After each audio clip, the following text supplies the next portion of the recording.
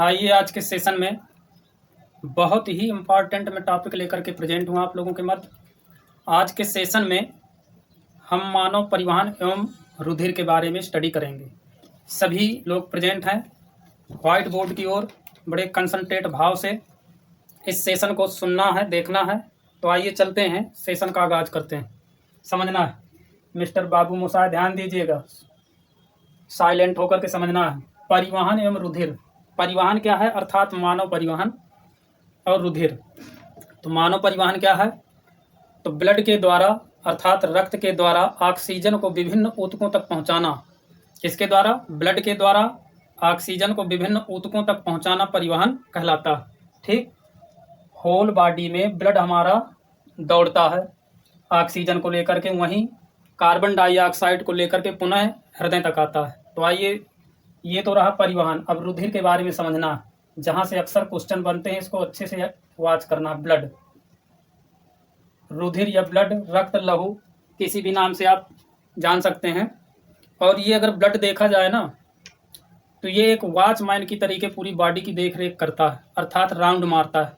जिस प्रकार किसी संस्था को चलाने के लिए हमें गार्ड्स की, आर्मी की या पुलिस की आवश्यकता पड़ती है जांच पड़ताल करने के लिए, ठीक इसी प्रकार रुधिर पूरे बॉडी में दौड़ता है, जांच पड़ताल करता है। किसको लेकर के? ऑक्सीजन को। तो आइए समझते हैं रुधिर क्या है। रुधिर एक तरल संयोजी ऊतक है। क्या है? रुधिर एक तरल संयोजी ऊतक होता है, इसको ध्यान देना। क्या है? तरल संयोजी ऊतक। यहां से क्वेश्चन बनता है कि ब्लड क्या है, रक्त क्या है, तो तरल संयोजी ऊतक है। ठीक, यह लाल रंग का होता है। कैसा होता है? इसका रंग लाल होता है, नोट डाउन करते चलिए। रुधिर का रंग लाल होता है और इसका निर्माण कहाँ होता है? अस्थि मज्जा में। अस्थि मज्जा, याद रखना, बोन मैरो इंग्लिश में कहते हैं। फिर से सुनना है, रुधिर एक तरल संयोजी ऊतक होता है, यह लाल रंग का होता है और इसका निर्माण अस्थि मज्जा में होता है। और लाल किस वर्णक के कारण होता है? तो रुधिर में जब हीमोग्लोबिन होता है, हीमोग्लोबिन, तब रुधिर का जो रंग होता है वो लाल होता है। तो हीमोग्लोबिन के कारण हमारा रुधिर क्या होता है? लाल होता है। याद रखना है, रुधिर तरल संयोजी ऊतक है, यह लाल रंग का होता है, इसका निर्माण अस्थि मज्जा में होता है और यह हीमोग्लोबिन के कारण इसका रंग जो होता है लाल होता है। तो रुधिर के बारे में इतना जाना, आपने समझा। ठीक, अब जो रुधिर होता है, तो रुधिर के कितने घटक होते हैं ये समझना। तो रुधिर के 3 घटक होते हैं, इनका नाम नोट कर लीजिए। एक होता है आपका प्लाज्मा। क्या होता है? प्लाज्मा। दूसरा होता है रुधिराणु, ये रुधिर कणिकाएं, रुधिराणु। और तीसरा जो होता है इसका घटक, वो होता है प्लेटलेट्स। प्लेटलेट्स। तो 3 घटक आपके रुधिर में होते हैं। ठीक, क्या होते हैं? 3 घटक। तो हम पहले बात करेंगे प्लाज्मा की। समझना, प्लाज्मा एक निर्जीव द्रव होता है जो सजीव कोशिकाओं में तैरता रहता है। क्या है? निर्जीव द्रव होता है, याद रखना, निर्जीव द्रव। प्लाज्मा एक निर्जीव द्रव है जो सजीव कोशिकाओं में तैरता रहता है। और प्लाज्मा में लगभग, प्लाज्मा में कितना? 92% जल होता है। कितने परसेंट वाटर पाया जाता है प्लाज्मा में? 92%। ये हल्के पीले रंग का एक तरल द्रव होता है, हल्के पीले रंग का ये द्रव होगा। तो याद रखना, इतनी बातें ही आपको प्लाज्मा में याद रखना। क्या है? प्लाज्मा एक निर्जीव द्रव है जो सजीव कोशिकाओं में तैरता रहता है। इसमें जल की मात्रा जो होती है वो 92% होती है। क्लियर? और ये हल्के पीले रंग का होता है, हल्के पीले रंग का, याद रखना है बाबूजी। तो इतनी बातें तुम्हें प्लाज्मा में याद रखना है। प्लाज्मा में क्वेश्चन जैसे बनेगा कि प्लाज्मा में वाटर कितने परसेंट प्रेजेंट होता है, तो ये वाटर आपका 92% प्रेजेंट होता है। कितने परसेंट? 92%। क्लियर? वहीं अगर देखा जाए तो एक स्वस्थ मानव के शरीर में, ये भी क्वेश्चन पूछा जाता है, ध्यान दीजिएगा, नोट डाउन करिए। एक स्वस्थ मानव के शरीर में कितने लीटर ब्लड पाया जाता है? तो जैसे 70 किलो का कोई मानव है, 70 केजी के समान मानव में रुधिर की मात्रा कितने लीटर होगी? 5 से 6 लीटर। याद रखना, कितने लीटर? 5 से 6 लीटर। यहाँ नोट करिए। तो एक समान 70 केजी का कोई मनुष्य है, तो उसमें ब्लड की मात्रा कितनी होगी? 5 से 6 लीटर होती है। किसी किसी बुक में आपका दिए है 4 से 5 लीटर। तो ये ऑप्शन के अकॉर्डिंग आप ध्यान दोगे, लेकिन अगर 70 kg का मनुष्य है तो उसमें 5 से 6 लीटर आपका ब्लड प्रेजेंट होता है। क्लियर? आइए समझिए, तो इसको ध्यान देना। और ये जो आपका मनुष्य का शरीर होता है तो ब्लड का लगभग कितने % भार का निर्माण करता है? तो ये 6 से लेकर के 7% याद रखना। तो अभी हमने तुम्हें बताया प्लाज्मा, रुधिर के बारे में बताया, प्लाज्मा घटक है रुधिर का। इसके बाद रुधिराणु। तो ये रुधिराणु क्या है?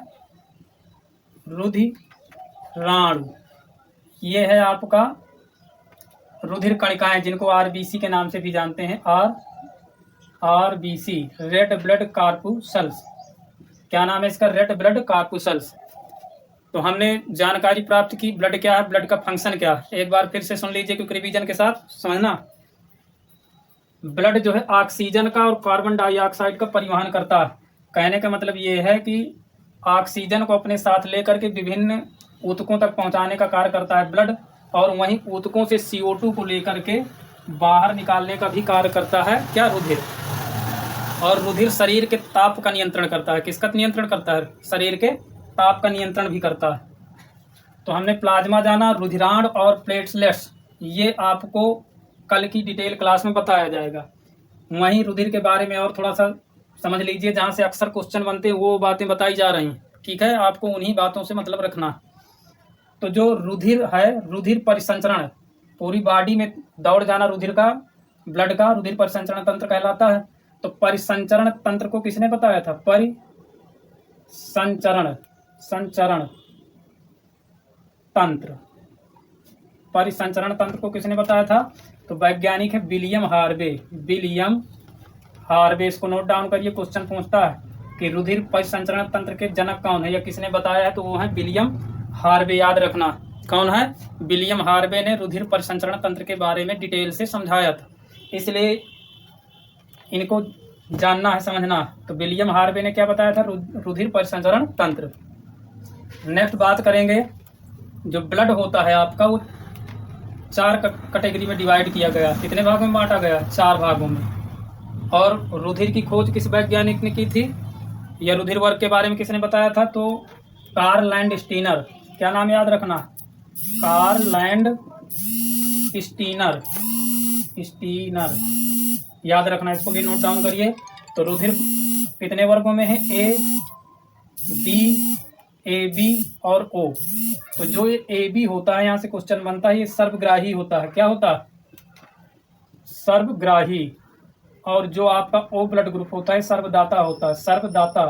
क्वेश्चन यहाँ से बनता है कि सर्वग्राही ब्लड ग्रुप कौन है? तो ये है ए बी, और सर्वदाता कौन है? ओ। एक बार फिर समझिए, रुधिर परिसंचरण तंत्र की खोज किसने की थी?